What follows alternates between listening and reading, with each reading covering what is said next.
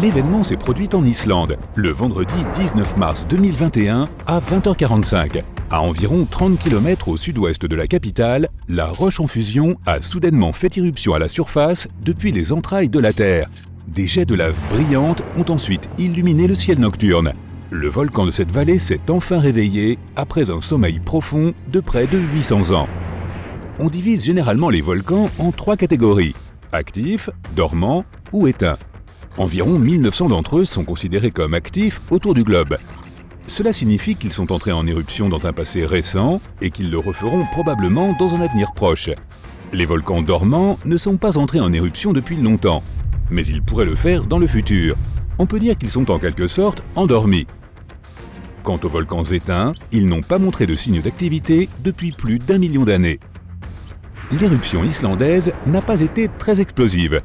Et tout cela s'est produit à 15 km de la ville la plus proche, donc tout le monde était parfaitement en sécurité.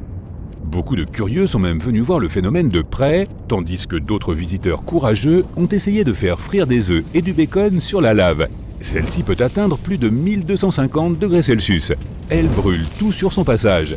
Pourtant, elle produit aussi certaines des terres les plus fertiles pour l'agriculture. Cette éruption a produit une quantité relativement faible de lave au début, mais elle s'est répandue dans la vallée dans plusieurs directions, formant une sorte de bouclier qui ne cesse de s'étendre. On ne peut jamais vraiment prédire la vitesse d'une coulée de lave avant de la voir. Tout dépend de l'épaisseur de la lave et de la pente de la montagne. La lave peut s'écouler lentement, à environ 6 mètres par minute, une fraction de la vitesse moyenne de marche d'une personne. Ou bien elle peut dévaler à une vitesse de 48 km/h, ce à quoi même l'homme le plus rapide du monde ne peut échapper. Mais la lave n'est même pas l'émanation la plus dangereuse des volcans. Ce sont les gaz toxiques qui s'échappent de l'éruption. Ceux-ci se propagent plus vite et plus loin que la coulée de lave. Heureusement, dans le cas de l'Islande, le vent a poussé ces gaz loin des zones résidentielles. Les scientifiques n'ont pas été surpris par l'éruption de ce volcan. Ils savaient qu'elle allait avoir lieu. Des tremblements de terre de plus en plus forts secouaient cette région depuis 15 mois. On y a recensé 50 000 séismes rien que dans les 3 semaines qui ont précédé l'éruption. Ça fait plus de 100 par heure. Le volcan est actif depuis mars et les géologues disent qu'il pourrait y avoir des semaines, des mois, des années, voire des décennies d'éruptions constantes dans la région. Le mont Shasta fait partie des 5 volcans les plus dangereux des États-Unis. C'est pourquoi les géologues le surveillent de près. Sa dernière éruption remonte à l'an 1250, soit il y a bien longtemps, mais ce volcan entre en éruption tous les 600 à 800 ans. Ce qui veut dire que, tic-tac, on attend la prochaine d'un jour à l'autre. À environ 1 heure de Portland, dans l'Oregon, se trouve un volcan actif dont la dernière éruption remonte au 19e siècle. La prochaine fois qu'il entrera en éruption, les scientifiques pensent qu'il produira de plus grandes quantités de cendres et de poussière. Cela pourrait provoquer des pannes d'électricité et rendre l'eau impropre à la consommation dans la région. Mais les experts font très attention au mont Hood. Ils seront en mesure de lancer de nombreux avertissements pour que les gens puissent réagir à temps. Le Kilauea est l'un des volcans les plus actifs au monde. Il est en éruption presque constamment depuis 1983, ce qui en fait aussi l'une des plus longues éruptions connues sur Terre. C'est pourtant le volcan terrestre le plus jeune d'Hawaï. Les volcans peuvent mettre des milliers d'années à se former, mais d'autres peuvent surgir pratiquement du jour au lendemain. Un volcan au Mexique est entré en éruption au beau milieu d'un champ en 1943 et a commencé à grandir à partir de là. En l'espace d'1 an, il mesurait près de 457 mètres de haut. Lorsque les éruptions ont finalement cessé 9 ans plus tard, le mont avait atteint une hauteur de plus de 2804 mètres. Le mont Fuji est un symbole du Japon. La dernière fois qu'il est entré en éruption, c'était en 1707. Et il a envoyé une pluie de roches brûlantes jusqu'à 100 km de distance. Si une éruption similaire se produisait aujourd'hui, Tokyo se trouverait dans ce périmètre. Le mont Fuji se trouve juste sur le cercle de feu, cette région en forme de fer à cheval dans l'océan Pacifique, pleine de volcans actifs et de tremblements de terre. D'un bout à l'autre, il fait presque 40 000 km de long. Il pourrait s'enrouler tout autour de l'équateur. En janvier 2020, le volcan Taal, aux Philippines, a commencé à cracher de la lave, envoyant d'énormes panaches de cendres à 800 mètres dans le ciel. L'éruption a même déclenché un phénomène rare, un orage volcanique. C'est lorsque le nuage de fumée au-dessus d'un volcan produit ses propres éclairs. Les risques de tsunami volcanique étaient également élevés. Ceux-ci sont généralement causés par des mouvements tectoniques qui se produisent à cause de l'activité volcanique. Le Taal est entré en éruption plus de 30 fois au cours des 450 dernières années. Ce volcan en Équateur est entré en éruption pour la dernière fois en 2016. Les scientifiques pensent qu'il pourrait montrer des signes avant-coureurs de magma en mouvement. Il s'agit d'un stratovolcan actif, un type spécifique en forme de cône avec des côtés abrupts. Il se forme à partir d'une lave collante qui ne s'écoule pas si facilement. Cette lave fait le tour de l'évent, se refroidit et s'empile sur elle-même pour former ses parois abruptes. Ces volcans sont plus susceptibles de produire des éruptions explosives comme celles que l'on voit dans les films.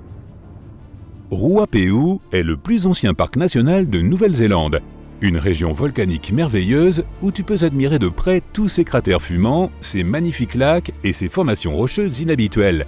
Il est entré en éruption pour la dernière fois en 2007 et a connu 10 éruptions depuis le milieu du 19e siècle.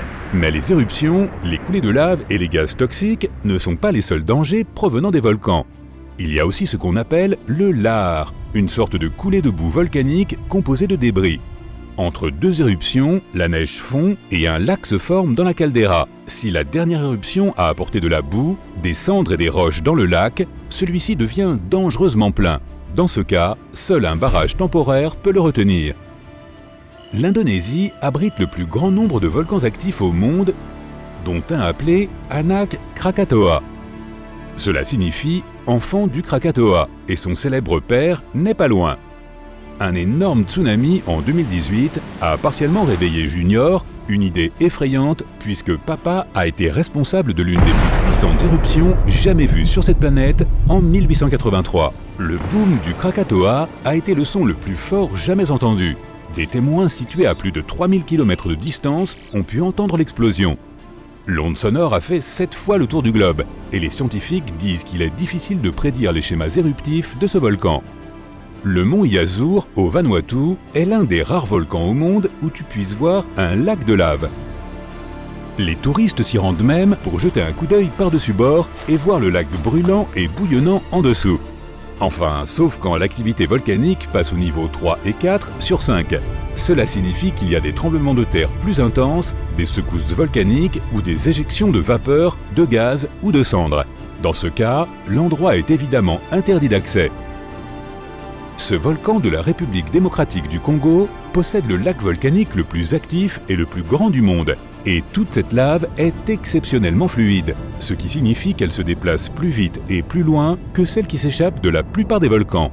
Il ne fait certainement pas partie des plus grands, mais l'Erta Ale en Éthiopie est unique car il possède un lac de lave quasi permanent, ce qui est plutôt rare. Les habitants l'appellent la montagne fumante, car son lac de lave provoque souvent des éruptions.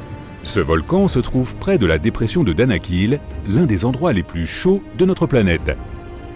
Le Merapi entre régulièrement en éruption depuis le milieu du XVIe siècle. Ce volcan aide les scientifiques à faire des recherches cruciales sur le fonctionnement des éruptions et sur la façon dont ils peuvent avertir les habitants à temps. Après avoir été en sommeil pendant un certain temps, ce volcan du centre du Mexique a repris vie en 1994. Depuis, il produit d'énormes coulées de boue et de fortes explosions à des intervalles imprévisibles. Dans l'Antiquité, d'énormes éruptions provenant de ce géant ont enseveli des villes et des pyramides entières. Imagine que tu séjournes dans un hôtel et que tu te réveilles avec une vue magnifique sur un énorme volcan couvert de rivières de lave rougeoyante et de nuages de cendres. Lorsqu'il dégage de la chaleur, les visiteurs de cette région du Guatemala en profitent pour y faire griller des marshmallows. L'un des volcans les plus actifs de la Terre se trouve sur une petite île au nord de la Sicile. Le Stromboli connaît des explosions régulières ainsi que de la lave incandescente provenant des vents à l'intérieur de son cratère. Non loin de là se trouve l'Etna, le volcan le plus actif d'Europe et l'un des plus grands volcans continentaux du monde. Au fait, la Terre n'est certainement pas la seule planète avec des volcans. Le plus grand de notre système solaire se trouve sur Mars. Il couvrirait tout l'État de l'Arizona et il est presque 3 fois plus haut que le mont Everest. Alors, ne regarde pas en bas.